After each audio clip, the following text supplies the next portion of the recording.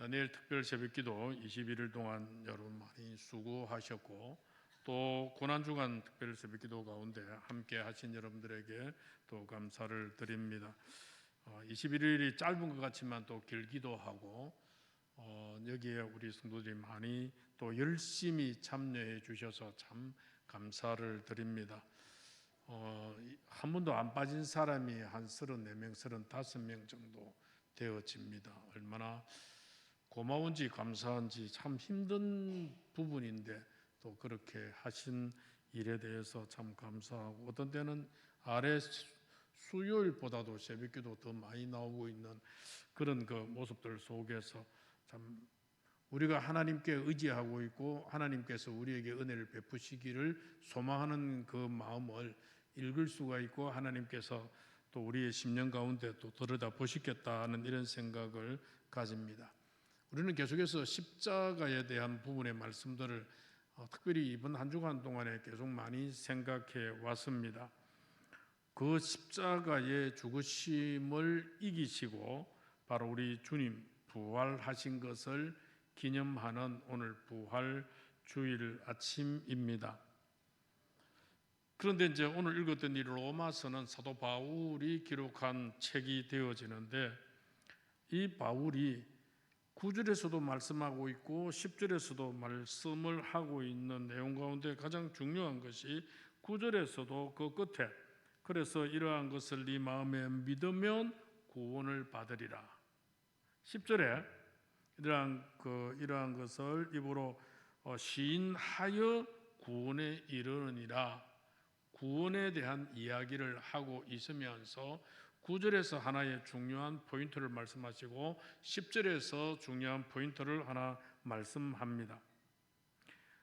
사도 바울은 우리가 구원을 받기 위해서 우리가 해야 할 일이 두 가지가 있다라고 분명하게 말씀을 합니다. 그 한 가지가 무엇인가 하면은, 하나는 우리의 마음으로 예수 그리스도가 부활하셨다라는 사실을 믿는다는 것입니다. 그 믿음이 있어야 구원을 얻는다 하는 오늘 이 부활주일에 중요한 두 가지를 잊으면 안 되겠지만 생각 안 해서도 안 될, 정말로 늘 생각하고 우리의 삶 가운데에서 이것이 나타나고 표현되어야 될 가장 중요한 첫 번째는 예수님은 부활하셨다라는 것을 내가 확실하게 믿는 이 믿음입니다. 또 한 가지가 뭔가 하면은, 이 예수 그리스도는 나의 주님이시다. 이 예수는 나의 주님이시라고 입으로 고백하는 것입니다. 우리가 왜 예수를 믿는다고 할 때 이 두 가지가 왜 중요한가? 그것을 오늘 이 시간에 함께 나누어 보려고 합니다. 첫째, 예수님의 부활을 믿는다는 이것이 왜 그렇게 중요한가? 9절에 보니까 당신이 만일 하나님께서 그를 죽은 사람들 가운데에서 살리신 것을 마음으로 믿으면 구원을 얻을 것이다 라고 성경은 말씀하고 있습니다. 오늘 제가 성경을 여러분들에게 소개하는 것은 세번역 성경, 개역 개정을 말하지 않고 세번역에서 조금 여러분들이 쉽게 들을 수 있는 말씀을 소개합니다. 다른 성경을 보면은 예수님의 십자가만 얘기한 것도 많이 있는데, 오늘 바울 사도는 여기에서 굳이 예수의 부활을 믿어야 한다라고 왜 강조를 했을까? 그 말입니다. 그것은 예수의 부활이 사실이 아니라면 우리가 예수를 영접할 때 예수님이 내 속에 들어오고 어쩐다는 이게 다 헛것이 안 됩니까? 살아있지 않는데 어떻게 내 속에 들어옵니까? 부활하지 않으셨다면 예수님이 살아계신 것이 아닌데, 그렇다면 내 마음에 들어오시겠는가? 부활이 없다면 이 모든 것이 다 이론과 신념에 불과한 것이고 실제가 아니라는 것입니다. 결국 예수님 영접하면 구원 얻고 이게 다 말짱 헛것이 되고 마는 것도 아닙니까? 그냥 예수를 영접한다는 이게. 그러나 여기에는 그 예수를 영접한다는 여기에는 빠지지 않아야 될 것이 무엇일까요? 예수의 부활이라는 사실입니다. 예수의 부활이라는 사실이 있기 때문에 죽음을 이기시고 부활하신 예수님이 내가 영접할 때 내 마음에 실제로 들어와 존재하신다라는 사실입니다. 고린도 15장 부활장에도 사도 바울은 동일하게 선포하는데 고린도전서 15장 14절에 무엇이라 이야기합니까? 시작. 그리스도께서 살아나지 않으셨다면 우리의 선포도 헛되고 여러분의 믿음도 헛될 것입니다 라고 말합니다. 세번역 성경입니다. 17절에는 뭘까요? 17절에는 보면은 그리스도께서 살아나지 않으셨다면 여러분의 믿음도 헛된 것이 되어지고 여러분도 아직 죄 가운데 있을 것이다 라고 하는 이 말입니다. 우리의 기독교 신앙에 있어서 십자가와 부활은 구원과 복음의 핵심이고 기독교를 지탱하는 두 기둥이라 할 만큼 참으로 중요합니다. 사도 바울은 이렇게 부활을 강조한 이유가 있습니다. 인간 아기로 태어나셔서 갈릴리에서 자라다가 30살을 좀 넘은 이 청년 목수가 어느 날 갑자기 자신이 하나님의 아들이라고 그렇게 말하는데 누가 믿겠습니까? 물론 말씀의 권세도 있고 기적도 행하긴 하지만 그렇다고 하나님의 아들이라고 사람들이 쉽게 그렇게 믿어지느냐 그 말입니다. 어떻습니까? 뻔히 알지 않습니까? 저 친구는 목수 요셉의 아들이야. 저 친구는 마리아의 아들이야. 그런데 어느 날 내가 메시아니라, 내가 하나님의 아들이라, 내가 하나님의 독생자로 이 땅에 태어났다라고 말할 때 누가 믿느냐 이 말이에요. 사실 예수님의 동생 이름이 뭐죠? 야고보라는 이 친구도 형이 메시아라는 사실을 잘 믿지 못했습니다. 그래서 아버지 하나님은 아들을 부활시킴으로써 하나님의 아들이라는 것을 확정시켜 줍니다. 사도행전 2장 36절에 우리에게 이 말씀으로 확신을 주고 있습니다. 시작. 그러므로 이스라엘 온 집안은 확실히 알아두십시오. 하나님께서는 여러분이 십자가에 못 박은 이 예수를 주님과 그리스도가 되게 하셨습니다 라고 이스라엘 백성들에게 전파합니다. 원래 예수님이 본래부터 하나님의 그 아들이 아니고 주님과 그리스도가 아니었는데 부활이 되어짐으로써 주님이 되고 그리스도가 되었다, 그건 아닙니다. 예수님은 이미 영원전부터 성자 하나님이고 곧 하나님이시고 주님과 그리스도로 이 땅에 오셨지만은 백성들이 그걸 깨닫지 못하고 백성들이 그것을 환영하지를 못했다는 거죠. 사실 예수님을 3년간이나 따라다니던 제자들조차도 예수님이 하나님의 아들이고 그리스도라는 사실을 100% 확신하지를 못했습니다. 그 당시에는 예수님의 말씀도 100% 이해하지를 못했습니다. 그런데 제자들이 완전히 예수님을 이해하고 변화된 것은 예수님의 부활을 목격한 다음이죠. 부활 후에 예수님은 의심하는 제자들에게 부활을 확정해 보입니다. 누가복음 24장 25절에 이에 그들의 마음을 열어 성경을 깨닫게 하시고 라고 그렇게 말씀을 합니다. 부활 후에 말씀도 온전하게 이해하지 못했던 이 백성들에게, 제자들에게 그때서야 마음을 열어서 그들의 마음이 깨달아질 수 있도록. 그러니까 예수님께서는 참 답답했을 겁니다. 십자가에 죽으시고 부활까지 했는데도 그 부활의 모습을 보고도 의아해하고 진짜 맞나? 고개만 갸우뚱거리지. 아이고 주님 맞네요 그러면서 주님을 와락 안아드리지를 못했다 그 말 아닙니까? 사실 3년 동안에 따라다닌 제자들에게도 아무리 가르쳐도 자신이 하나님의 아들이요 그리스도라고 말해도 잘 못 믿잖아요. 여러 가지 기적을 행해도 그때만 반짝 그렇게 할 뿐 메시아를 다 잘 못 믿어요. 그러니까 예수님께서 물론 교회 가운데 안 하지만은 성부수를 띄웁니다. 자, 이제 너희들에게는 하나밖에 없다.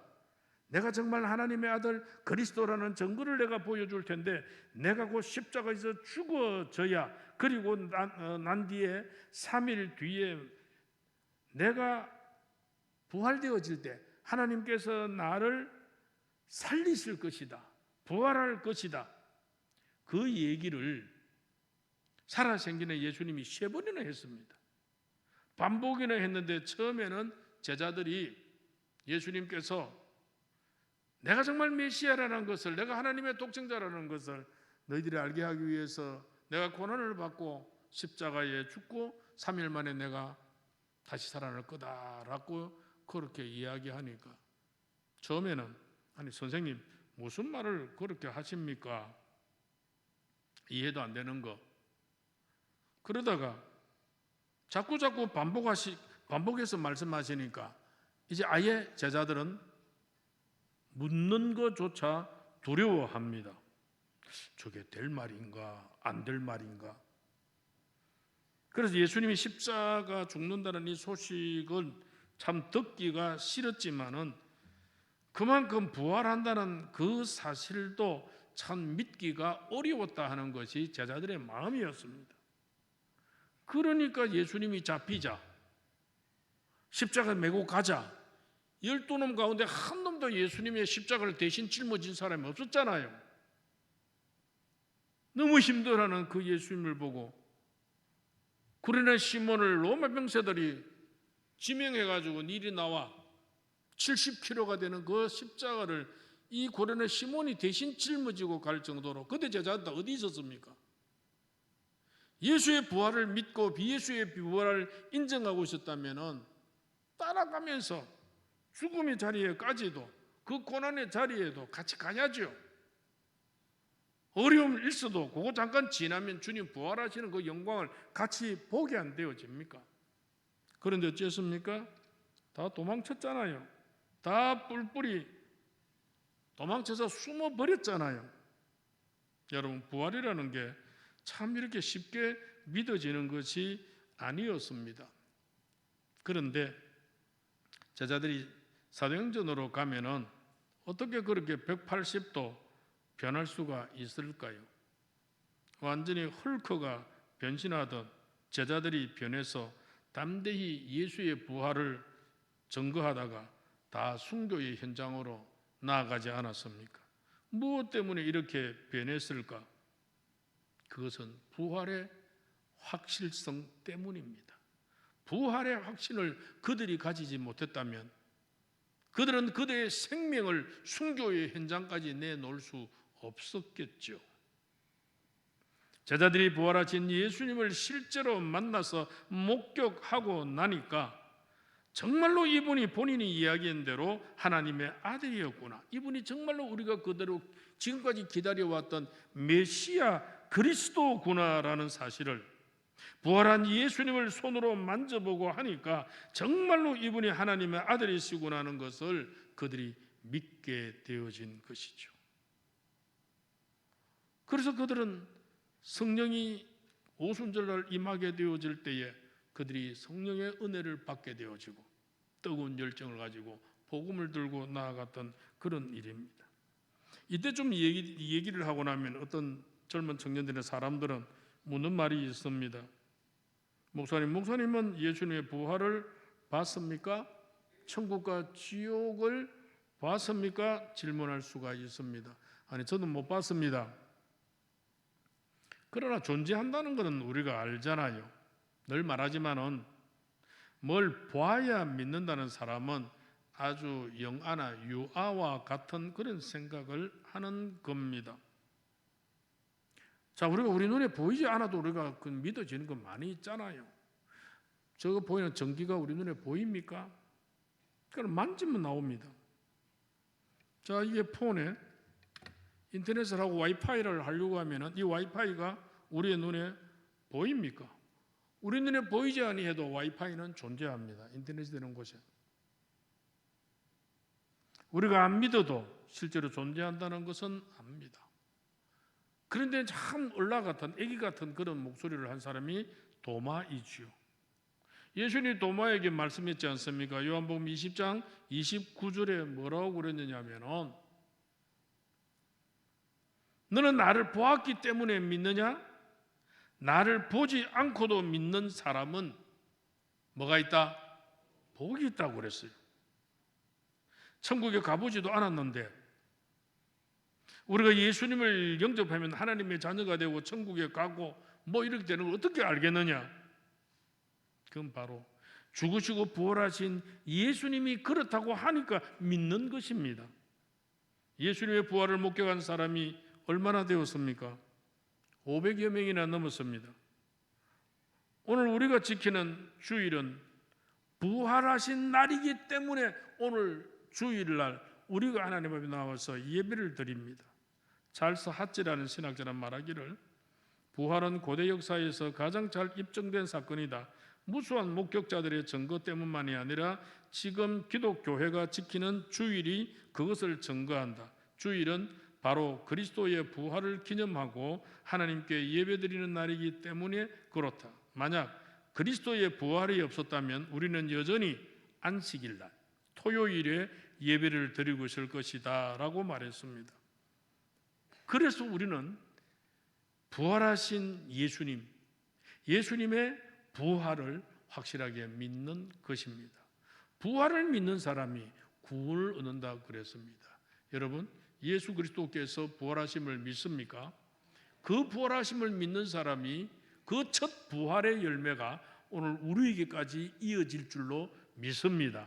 그래서 오늘도 힘들었지만은, 그래서 오늘도 어려웠지만은, 그래서 난관도 많았지만은 이 주님의 부활을 생각하고 이 21일 특별 새벽 기도회나 또한 고난주간 이 한 주간의 특별 새벽 기도회나 우리가 힘을 다해서 이 부활이 우리에게 있어지고 그 부활을 믿기에 힘들고 피곤하고 또 좀 어려워도 우리가 묵묵히 주님을 사랑하는 마음으로 나오게 되어지고 주님을 위해 헌신하게 되어지죠. 그 다음 두 번째 꼭 알아야 될 것이, 그래서 여러분 가장 중요한 것은 항상 부활절만 생각하면 안 됩니다. 항상 우리의 머릿속에 예수님이 부활하셨다는 것을 나는 확실하게 믿는다. 언제? 매일매일 나는 부활의 예수를 믿는다라는 생각이 매일매일 내 삶 가운데 있어지기를 바랍니다. 평소에 잊어버리고 있다가 고난주간 지나고 부활주일에 맞다, 우리 주님 부활했지, 그 생각만 가지면 큰일 납니다. 그 다음 두 번째 꼭 알아야 될 것이, 예수님이 누구냐면은 주님이라고 고백을 하는 일입니다. 시인하는 일입니다. 당신이 만일 예수는 주님이라고 입으로 고백하면 구원을 얻을 것이다. 자, 이게 한 세 가지를 생각해야 됩니다. 누가 주님이라고, 나의 주님이라고 우리가 고백해야 되느냐?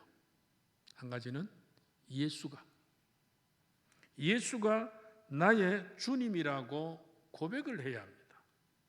당시 로마 제국이 세계와 유대 나라를 지배하던 그 시대였는데 기독교를 최악으로 박해한 황제가 5대 황제였던 네로 황제, 그리고 네로와 쌍벽을 이루던 황제가 도미티안 8대 왕입니다. 이 사람들은 로마 제국 하에 있는 모든 민족에게 황제 숭배를 시행하기 위해서 1년에 한 차례씩 가이사의 제단 앞에 꿇어 엎드려 특별 고백을 하게 합니다. 북한에도 김일성, 김정일 동상이 있죠.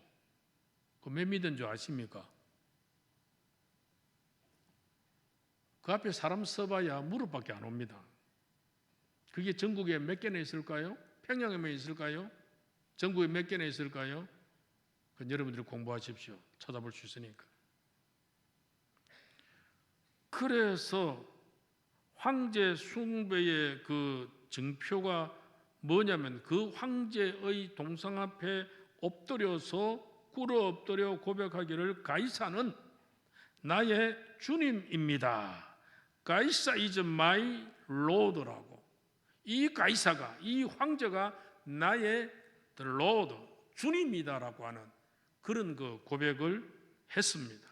그 고백을 하면은 그 나라의 원로원이나 그 나라에 파송된 총독이 황제 숭배 의무를 다했다라고 하는 정서를 발급해 줍니다. 그 정서를 발급받아야 뭐 취업이 되어지고 그 여러 가지 혜택을 누릴 수가 있는 그런 일입니다.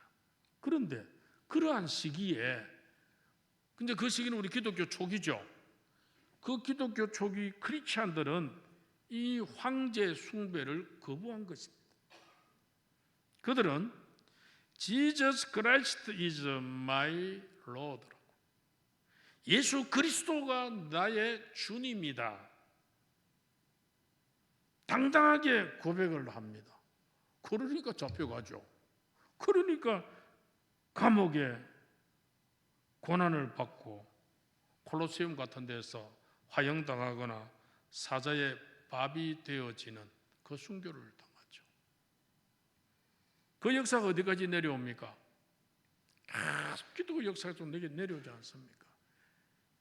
Jesus Christ my Lord라고 하는, 예수 그리스도만이 나의 주님이라고 하는, 나의 주님은 예수 그리스도로 뿐이다라고 하는 이 고백들 때문에 많은 어려움 등 그것이 언제까지 내려옵니까? 그게 우리나라가 내려왔지 않습니까? 일제시대 때까지. 일제가 우리나라를 점령하면서 일본 천황을 섬기도록 창씨개명을 하도록, 그래서 거기에 동방요배를 해야만이, 신사참배해야만이 공무원도 되어질 수 있고 또 출세할 수 있잖아요. 그런데 일본 황제는 신이 아니다, 오직 우리에게 신은 하나님뿐이다, 예수 그리스도뿐이다라고 고백했던 신사참배 거부한 우리의 신앙의 선배들은 그 일로 인해서 투옥되어집니다. 그 일로 인해서 감옥에 갇힙니다. 감옥살이합니다. 감옥에서 순교를 당하기까지 합니다. 그때는 어리석은 사람이라 했겠죠. 그런데 세월이 지난 지금쯤에는 그 어른들의 결기와 신앙의 그 굳건함을 우리는 감히 쳐다보기가 어려울 정도로 그 순교자의 그 피를, 그 전통을 이어받은 교단이 우리 고신교단입니다. 오늘 우리나라에서는 종교의 자유가 있기 때문에 예수를 믿는다고 감옥에 가거나 죽이는 그런 일은 없습니다. 조금 불이익은 당할지 몰라도, 만약 바울 사도가 이 시대에 우리에게 와서 다시 말씀을 전한다면 또 악센트가 어디에 들어가 있을까? 예수가 주님이라고 고백을 하던 그 시대입니다. 두 번째로는 예수가 주님이라고 입으로 고백해야 합니다. 주님이라고. 우리가 예수님을 영접할 때 예수님을 영접하기 때문에 그분이 나의 보스, 그분이 나의 주인, 그분이 나의 미래가 되고 내 모든 기쁨과 슬픔과 아픔을 같이 해주는 주님입니다. 예수는 주님입니다. 예수 이꼬르 주님.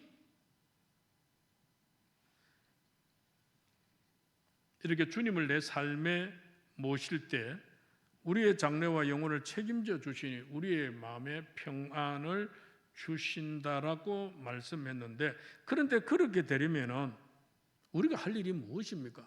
예수를 주인으로 모신다면 주인님의 말에 순종해야 되지 않겠느냐, 그 말입니다. 주인님의 말은 하나도 안 들으면서 주님, 내 인생 책임져 주세요. 예수를 나의 주인이라고 그 고백은 하면서도 그 말에 대해서, 그 계명에 대해서, 그 말씀에 대해서 순종은 안 하면서 내게 복을 달라라고, 내게 은혜를 달라라고 한다면 좀 우습잖아요. 마태복음 7장 21절 한번 볼까요? 시작.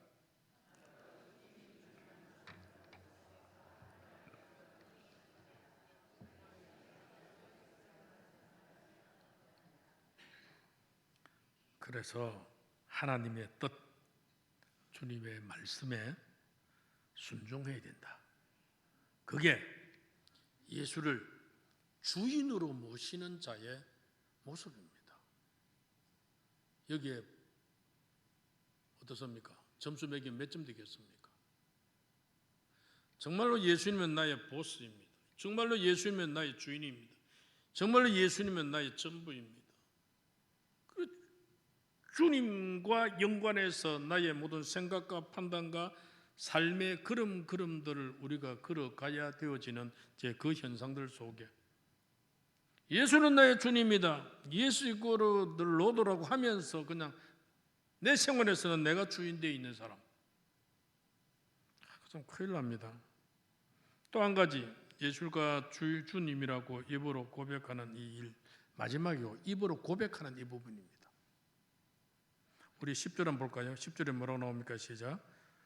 사람은 마음으로 믿어서 의에 이르고 입으로 고백해서 구원에 이르게 된다. 입으로 고백하는 게 매우 중요합니다. 마태복음 10장 32절에서 33절에 예수님께서 우리 입술로 고백하는 것이 얼마나 중요한지 말하고 있습니다. 시작. 누구든지 사람들 앞에서 나를 시인하면 나도 하늘에 계신 내 아버지 앞에서 그 사람을 시인할 것이다. 그러나 누구든지 사람들 앞에서 나를 부인하면 나도 하늘에 계신 내 아버지 앞에서 그 사람을 부인할 것이다. 무슨 말일까요? 마음으로는 믿는다고 하면서 입술로 부인하는 사람은 천국에 들어갈 수 없다, 그 말입니다. 그만큼 입술에 고백이 필요합니다. 그냥 입으로 나불나불 하는 것이 아니라 정말 마음에서 우러나오는 것을 내 입으로 고백하는 것입니다. 신앙 고백이 중요하다는 겁니다. 세례식계도 여러 사람들 앞에서 선서하는 그것도, 서약하는 그것도 그렇게 중요한 일입니다. 사랑하는 남녀도 정식 부부가 되려면 마음에 있는 사랑을 입으로 고백하고 시인해야 되죠. 주례자가 물을 때 옆에 서 있는 아내를, 또 아무개 여인을 사랑하느냐라고 쭉 하며 정주 죽겠냐 묻습니다. 그럴 때는 예라고 대답해야 되죠. 예라고 입으로 소리 내어서 고백하고 시인해, 그래서 서약을 할 때 결혼이 성립이 되어집니다. 뭐 그런 걸 굳이 뭐 말로 해야 됩니까? 라고 그러면서 입으로 시인하지 않으면 결혼이 성사되지 않는 일입니다. 시인 안 한다는 것은 마치 부부로 사는데 결혼식도 안 하고 혼인신고도 안 하고 그냥 사는 것하고 같다는 겁니다. 태어났는데 주민등록도 안 하고 사는 것하고 같더라, 이 말입니다. 오늘 결혼식이나 혼인신고나 주민등록, 이 모든 것 순서에 따라, 절차에 따라 떳떳하게 나는 아무개 밑에서 태어났고 아무개와 사랑했고 아무개 결혼했고 그렇게 해서 나는 이렇습니다라고 자기가 드러내야 되죠. 예수를 믿으면서도 사람들 앞에서 한마디도 예수에 대해서 시인하지 못하고 예수 안 믿는 척하는 신앙이 과연 구원받을 만한 신앙인가? 초대교회 성도들은 박해와 순교를 각오하고 이 신앙을 고백했습니다. 우리는 적당하게 이 시대에 수월하게 예수 믿으려고 여러 안 믿는 사람들이나 여러 사람들과 그냥 적당하게 그들과 뭐 같이 한 잔도 하고 그들과 한 대 피우고 그들과 함께 놀고 그들과 함께 어울려서 전혀 안 믿는 뭐 사람같이 그렇게 살다가 일요일 되면 맞다, 내 교회 가야 되지. 좀 뭔가 어불성성 아니에요? 주님께서 이들에 대해서 어떻게 생각하실까요? 네가 그렇게 나를 시인하지 못한다면 나도 네 시인 못하니라, 그 말 아닙니까? 그래서 오늘 우리는 결단코 여러 사람들 앞에서 내 신앙을 고백하며 간증을 하면서 살아가는 일이 꺼리는 것이 아니라 즐겁게 해 나갈 수 있는 그런 모습이 우리에게 필요한 일이고, 그게 바로 세례받은 자의 모습이다. 정말로 예수님을 영접한 것이 내게 맞는가? 정말 여러 사람들 앞에 서는 것이 부끄러워하지 아니하고 여러 사람들 앞에서도 예수는 나의 주님이시다, 내 주인은 내가 아니고 누구도 아니고 물질도 아니고 자식도 아니고 나의 주님은 바로 예수다라고 나 스스로에게도 고백하지만 여러 사람들 앞에 입술로 고백할 수 있는 그런 자가 되어야 한다. 그게 이 부활주일에 한번 내 자신을 한번 점검해 보셔야 됩니다. 그것이 부활하신 예수를 믿는 그 믿음과 이 예수는 나의 주님이다, 나의 구주다라고, 나의 주인이라고, 나는 예수를 중심에서 살아가는 사람이라고 많은 사람들한테 얘기하고, 그래서 내한테 다른 거 권하지 마라, 나는 오직 예수의 중심으로 예수께서 말씀하신 그 말씀 중심으로 나는 살아가노라라고 말입니다. 그렇다면 예수님을 주님으로 모신 자에게 주어진 복은 무엇일까요? 예수님을 주님으로 영접하고 그분의 말씀대로 따라 순종하는 삶은 어떻게 보면 참으로 부담되기도 하고 힘든 것 같기도 하고 또 완전히 갇혀있는 구속된 그런 그 삶 같이 보이지만은 오히려 돌이켜 생각해 보면은 반대로 참 자유를 누리게 되어지고 참 풍성하고 행복한 삶을 살게 되어집니다. 그것이 인간이 제자리를 찾는 삶이기 때문에 하나님의 은혜와 축복을 누리게 되어지고 행복하게 되어지는 그런 일입니다. 세상 안 믿는 사람들 한번 보십시오. 이 사람들은 자기 자신을 재앙으로부터 보호하기 위해서 생각보다 똑똑한 사람이고 많이 배운 사람인 것 같는데도 뭘 소지하고 다니느냐 하면은 부적을 소지하고 다니는 사람들이 제법 있습니다. 종이 쪼가리에 몇 자 적어놓은 그게 복을 가지고 가정을 지킨다고 기대하면서 큰 돈을 쓰고 주고 그걸 적어와가지고 그걸 가슴에 품고 다니는 사람, 아니면 그 베개 밑에 아니면 옷 속에 그렇게 넣어 다니는 이런 그 사람. 그런데 문제는 뭡니까? 그 부적을 써준 사람도 죽고 그 사람도 자신의 미래를 모른 채 살아갑니다. 굿하는 사람들, 무당들 참 잘 살 것 같지 않습니까? 왜요? 사람들의 미래를 잘 맞춰주니까. 그런데 무당들 잘 사는 거 봤습니까? 그 자식들 잘 되는 거 봤습니까? 저는 어릴 때 저희 동네에도 그 점치 주는 사람, 구대 주는 사람 있었고 그 집 자녀가 우리보다 한 살 작은, 그러면서 뭐 같이 동네에서 놀은 그 친구가 있습니다. 남의 앞길을 그렇게 잘 알아맞추고 그런 것 같으면 자기 자식들도 그 앞길을 잘 맞춰가 요리조리 잘 코치해가지고 좀 잘 될 수 있을 것 같아가지고 어떤 때는 와, 저래 사람 앞길을 잘 맞추는 저 집에 사는 절만은 참 부럽다, 잘 되겠다, 그런 그 생각을 해본 적도 있습니다. 그런데 잘 됩니까? 잘 안 됩니다. 굿하고 점치고 뭐 너무 뭐 점빠지는 그런 사람들, 그렇죠, 잘 안 됩니다. 잘 되는 것 저는 다 조사를 안 해봐서 모르겠는데 저희 동네 한 두 집 있는데 그 애들 지금 다 뭐 하는지 모르겠습니다. 어디에서 어디에 어떻게 해서 살아가는지 잘 모르겠고 들려오는 소문도 없습니다. 좀 잘 됐으면 다 서로 동네에서도 들려오고 뭐가 어떻게 저떻다 자는 뭘 한다 다 그래 돼 있을 텐데 없습니다. 자신의 앞길도 모르고 자기 자식들의 앞길도 모르는 게 바로 뭐 점을 쳐든지 부적을 쳐든지 이 사람들 아닙니까? 그게 왜 우리의 몸과 우리의 마음과 우리의 그 물질까지 받쳐가면서 거기에 따라 붙이느냐 이 말입니다. 참 어리석고 우습지 않습니까? 그런데 어쩌면 그만큼 사람들은 자기의 앞날에 대해서 불안해하고 있는 것은 맞는 이야기입니다. 그 정도로 어떤 절대 능력의 손이 자기와 함께 하기를 소망하고 있습니다.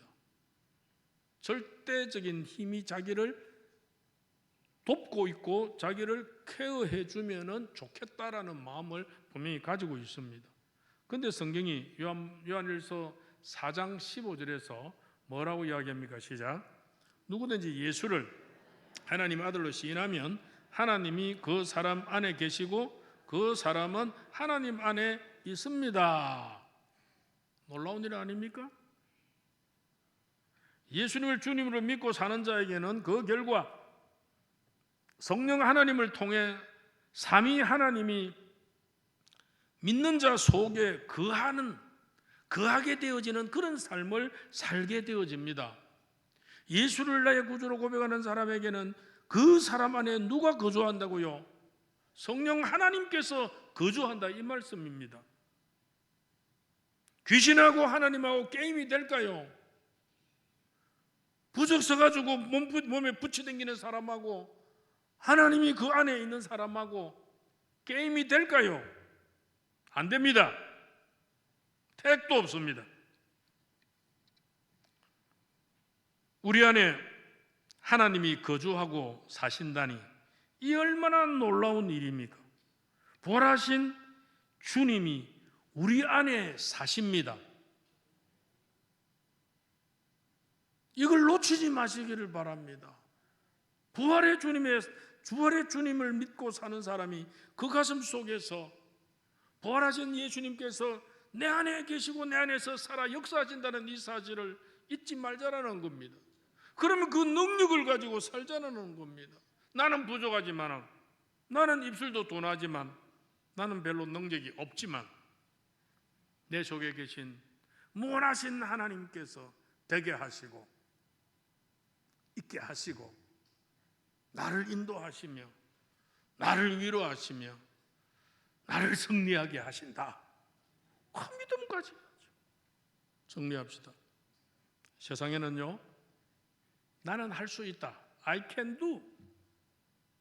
적극적인 사고방식, 자기 신념만 가지고도 목표에 도달하는 그런 놀라운 사람들도 몇몇 있습니다.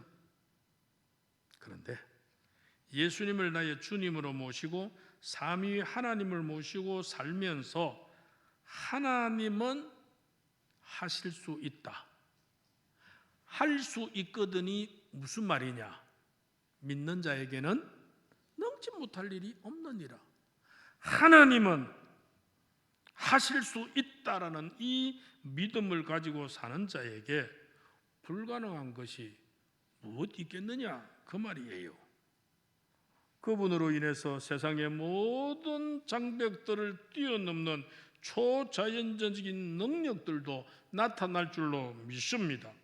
부활하신 예수님을 주님이라고 입으로 고백하며 주인으로 잘 모셔서 그 능력을 마음껏 누리면서 우리의 부활의 날, 내가 가질 수 있는 그 부활의 그날을 소망하면서 이 부활의 주님을 전하며 살아가는 승리의 여러분들이 되시기를 주의 이름으로 축원합니다.